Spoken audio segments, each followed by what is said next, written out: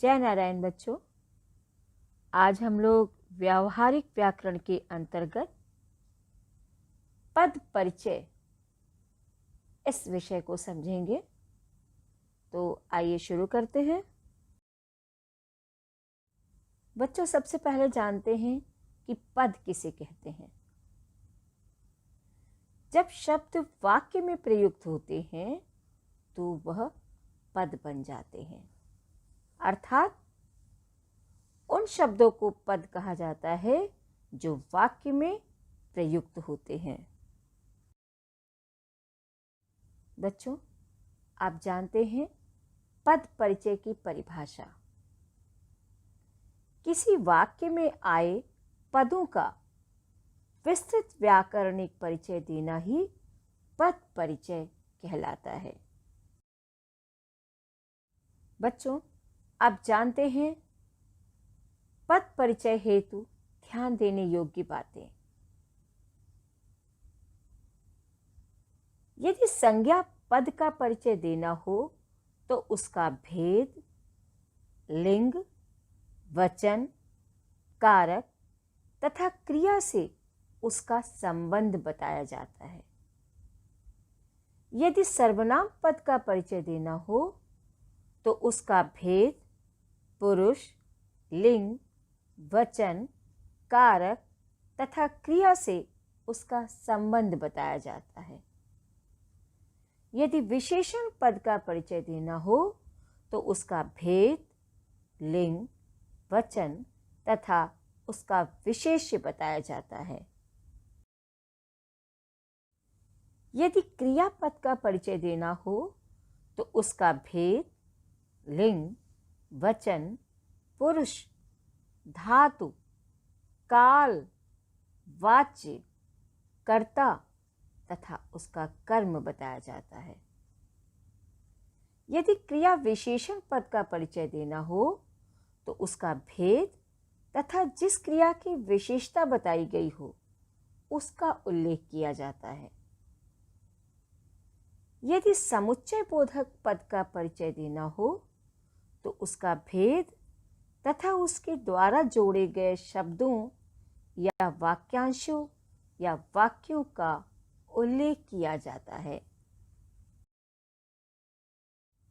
यदि संबंध बोधक पद का परिचय देना हो तो उसका भेद तथा उससे संबंधित संज्ञा या सर्वनामों का उल्लेख किया जाता है।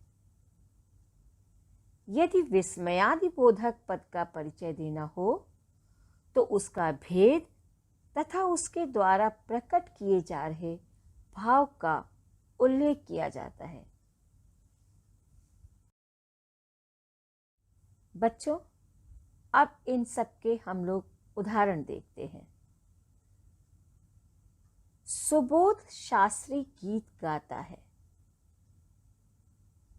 तो सुबोध यहां पर क्या है? व्यक्तिवाचक संज्ञा, पुल्लिंग, एक वचन और कर्ता कारक। बच्चों, यहां पर सुबोध एक पद है। अब इस पद का हम परिचय जानते हैं कि सुबोध व्यक्तिवाचक संज्ञा, पुल्लिंग, एक वचन तथा गीत गाता है क्रिया का कर्ता। बच्चों, अगला उदाहरण है वह मैदान में गेंद खेल रहा है। अब हम लोग जानते हैं वह शब्द का परिचय। पुरुषवाचक सर्वनाम, पुल्लिंग, एक वचन, कर्ता कारक।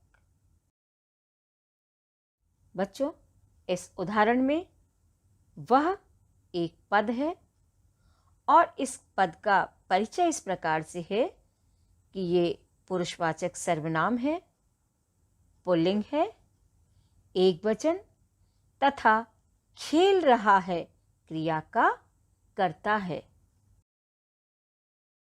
अगले उदाहरण में शिल्पी बहुत सुंदर लड़की है। अब सुंदर पद का परिचय इस प्रकार से है कि सुंदर एक विशेषण शब्द है, स्त्रीलिंग है क्योंकि लड़की के लिए आया हुआ है, और एक वचन है। बच्चों, इस उदाहरण में सुंदर एक पद है और इस पद का परिचय गुणवाचक विशेषण, स्त्रीलिंग, एक वचन तथा विशेष शिल्पी। इस उदाहरण में गीता दौड़ रही थी। अब दौड़ रही थी का परिचय जानते हैं।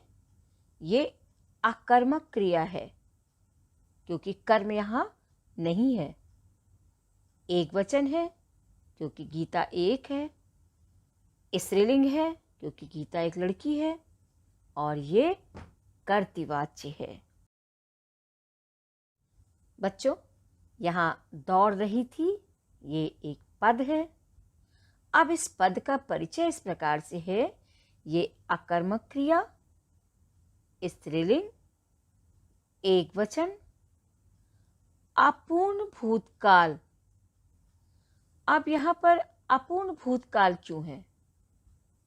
क्योंकि दौड़ रही थी, ये नहीं पता है कि वो अब तक पूरा दौड़ चुकी है या नहीं है। इस वाक्य से ये बिल्कुल नहीं समझ में आ रहा है कि काम पूरा हो चुका है। यानी यहाँ पर अपूर्ण भूतकाल है और कर्तृवाच्य है। बच्चों, अब इस उदाहरण में रेलगाड़ी अचानक ही प्लेटफॉर्म पर आ गई। अब यहाँ पर अचानक का परिचय है क्रिया विशेषण और रीतिवाचक क्रिया विशेषण। ये रेलगाड़ी के आने का तरीका है। यानी किसी का जब हम कार्य करने का तरीका जानते हैं तो वहाँ पर होता है रीतिवाचक। बच्चों, इस उदाहरण में अचानक एक पद है और इसका परिचय है रीतिवाचक क्रिया विशेषण। आ गई क्रिया की विशेषता बता रही है।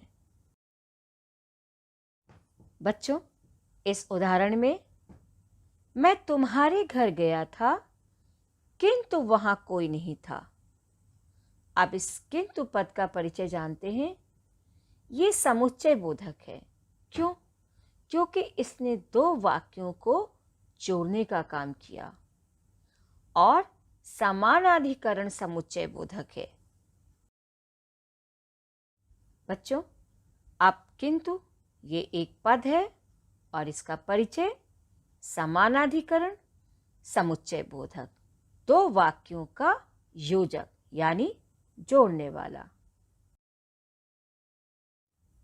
इस उदाहरण में मेरे घर के सामने कई विशाल पेड़ हैं। अब के सामने का परिचय है संबंध बोधक और दिशा सूचक संबंध बोधक। इस शब्द ने बताया कि जो पेड़ है उसकी दिशा क्या है, वो घर के सामने लगा हुआ है।